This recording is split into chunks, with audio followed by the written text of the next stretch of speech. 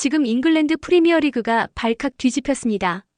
한때 유럽 공격 축구의 상징이었던 토트넘이 충격적인 추락 위기에 빠졌습니다. 리그 5연패, 순위는 16위, 강등권과의 격차는 단 1점입니다. 그리고 팬들 사이에서 믿기 어려운 말까지 터져나왔습니다. 손흥민과 케인이 팀의 실력을 부풀려 놓았다.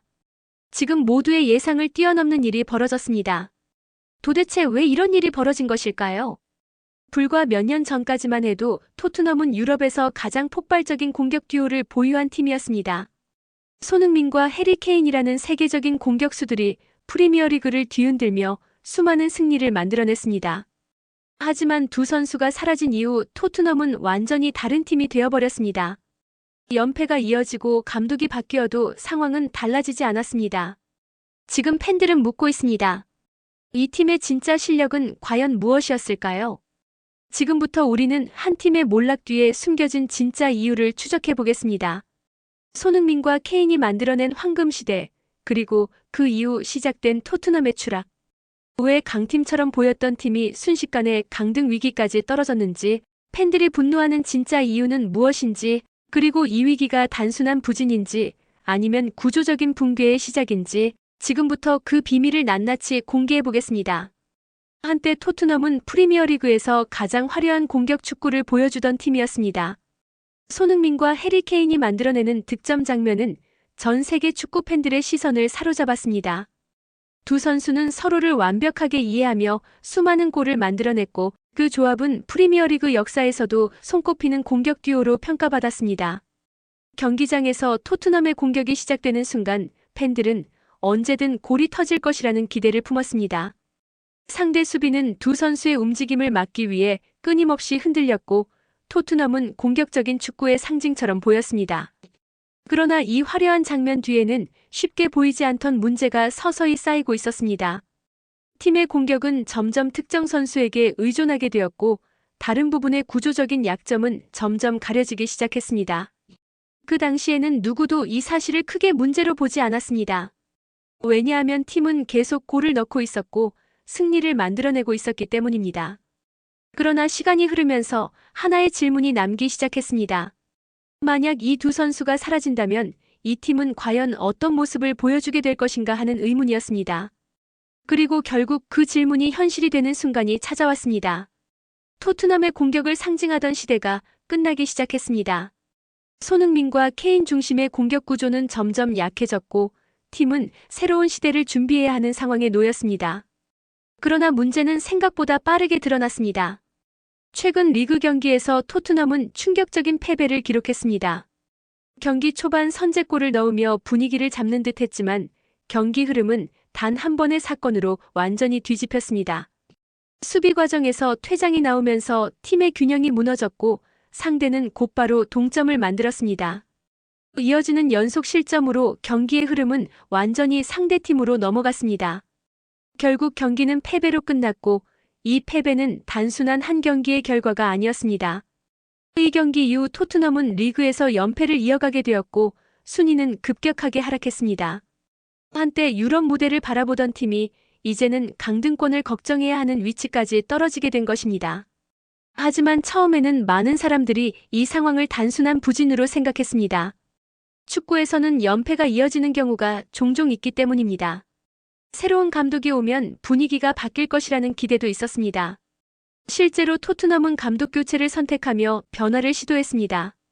그러나 상황은 쉽게 달라지지 않았습니다. 전술이 바뀌어도 경기력은 크게 달라지지 않았고 팀의 조직력은 여전히 불안했습니다.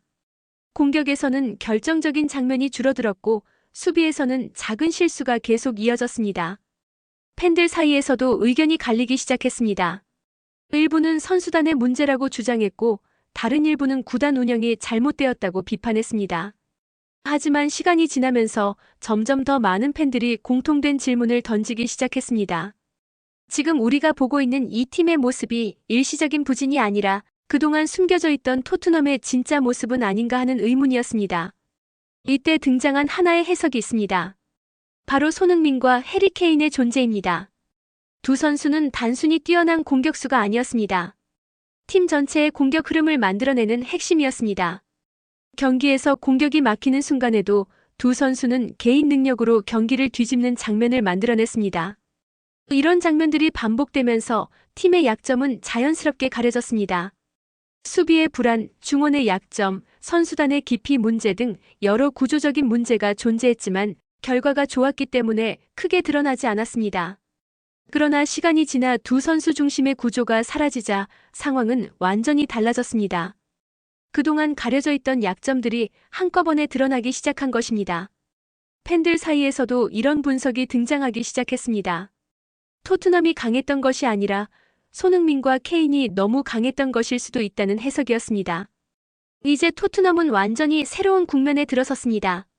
과거의 공격 듀오에 의존하던 시대는 끝났고 팀은 새로운 구조를 만들어야 하는 상황에 놓였습니다.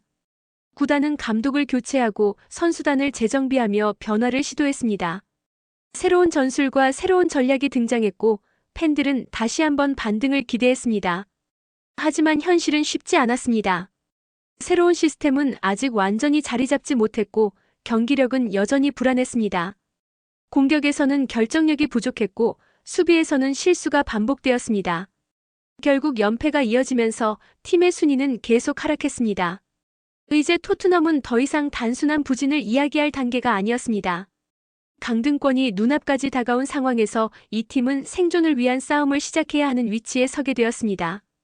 연패가 이어지자 팬들의 반응도 점점 격렬해지기 시작했습니다. 경기장 안팎에서 토트넘을 향한 비판의 목소리가 커졌습니다. 일부 팬들은 구단 운영이 근본적인 문제라고 주장했습니다.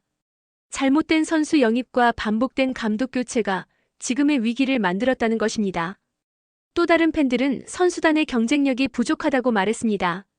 예전처럼 경기를 뒤집을 수 있는 결정적인 공격력이 사라졌다는 분석이었습니다. 그리고 결국 가장 충격적인 말이 등장했습니다. 토트넘은 이제 강등될 수도 있다는 이야기였습니다. 불과 몇 년 전만 해도 상상하기 어려웠던 이야기였습니다. 유럽 무대를 꿈꾸던 팀이 이제는 리그 잔류를 걱정해야 하는 상황에 놓이게 된 것입니다. 토트넘의 위기는 이제 단순한 경기 결과가 아니라 팀의 정체성과 구조를 다시 생각해야 하는 단계로 들어가고 있었습니다. 토트넘의 위기는 이제 단순한 경기 결과의 문제가 아니라 팀의 구조와 정체성을 다시 돌아보게 만드는 순간으로 이어지고 있습니다. 최근 몇 년 동안 토트넘은 공격 축구의 상징처럼 보였습니다.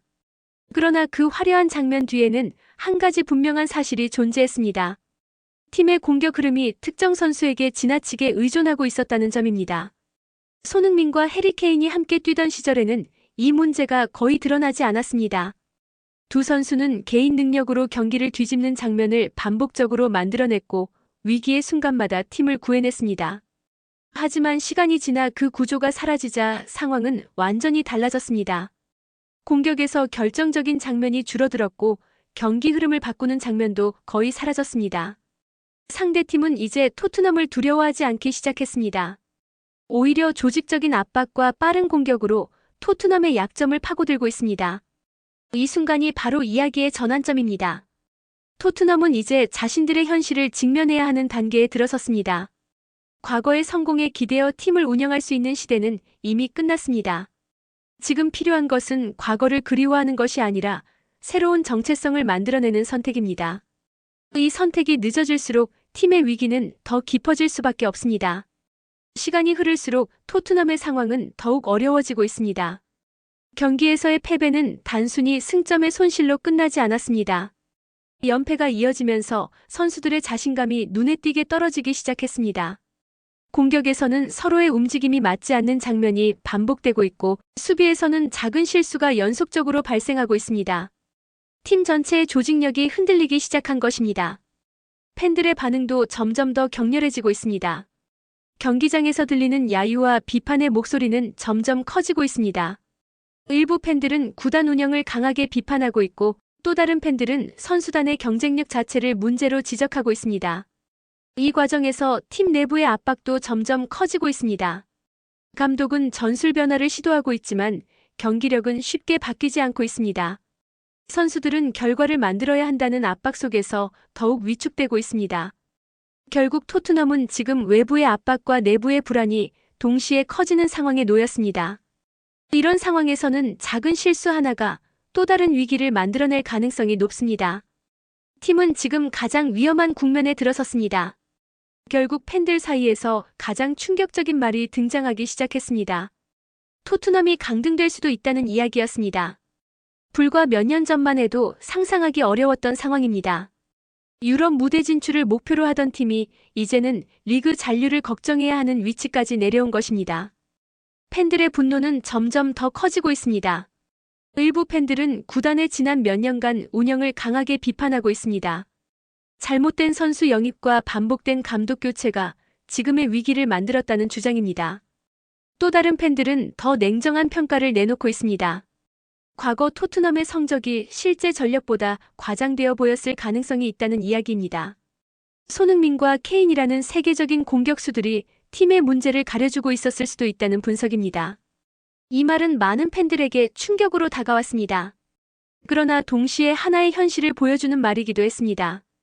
지금 토트넘이 겪고 있는 위기는 단순한 부진이 아니라 그동안 쌓여온 구조적인 문제의 결과일 수도 있다는 사실입니다. 이제 토트넘은 중요한 선택의 순간에 서 있습니다. 팀이 다시 일어나기 위해서는 무엇이 바뀌어야 하는지에 대한 질문이 필요합니다.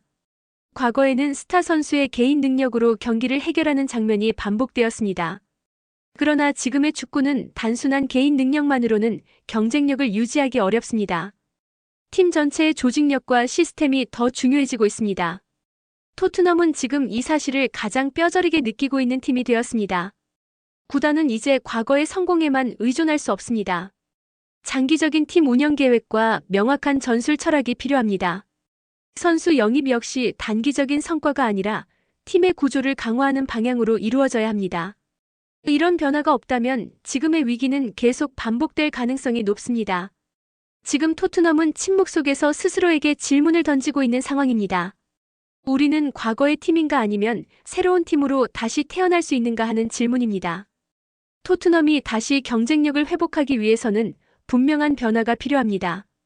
첫 번째는 팀의 전술 구조를 안정적으로 만드는 것입니다. 감독이 바뀔 때마다 전술이 크게 바뀌는 상황에서는 선수들이 자신의 역할을 완전히 이해하기 어렵습니다. 두 번째는 선수단의 균형을 맞추는 일입니다. 공격력뿐만 아니라 중원과 수비에서도 안정적인 전력을 갖추어야 합니다. 세 번째는 구단 운영의 방향을 장기적으로 설정하는 것입니다. 단기적인 결과에만 집중하면 팀의 구조적인 문제는 계속 반복될 수밖에 없습니다. 이런 변화가 이루어진다면 토트넘은 다시 경쟁력을 회복할 수 있습니다. 프리미어리그는 변화에 빠르게 적응하는 팀이 살아남는 리그입니다. 지금의 위기는 토트넘에게 큰 충격이지만 동시에 새로운 출발의 기회가 될 수도 있습니다. 중요한 것은 이 위기를 어떻게 받아들이고 어떤 선택을 하느냐입니다. 지금 토트넘의 모습은 많은 축구 팬들에게 하나의 질문을 던지고 있습니다. 강한 팀은 과연 무엇으로 만들어지는가 하는 질문입니다. 화려한 스타 선수만으로 팀이 강해지는 것은 아닙니다. 안정적인 구조와 명확한 방향이 함께 존재할 때 팀은 오랫동안 경쟁력을 유지할 수 있습니다. 손흥민과 케인이 만들어낸 시대는 분명 토트넘 역사에서 가장 빛나는 순간 중 하나였습니다. 그러나 지금의 위기는 그 시대가 남긴 과제를 보여주고 있습니다. 이제 토트넘은 새로운 이야기를 시작해야 하는 순간에 서 있습니다. 과거의 성공을 반복하려는 팀이 될 것인지 아니면 완전히 새로운 구조로 다시 태어날 것인지 선택해야 합니다. 이 선택이 앞으로 토트넘의 미래를 결정하게 될 것입니다. 그리고 지금 우리는 그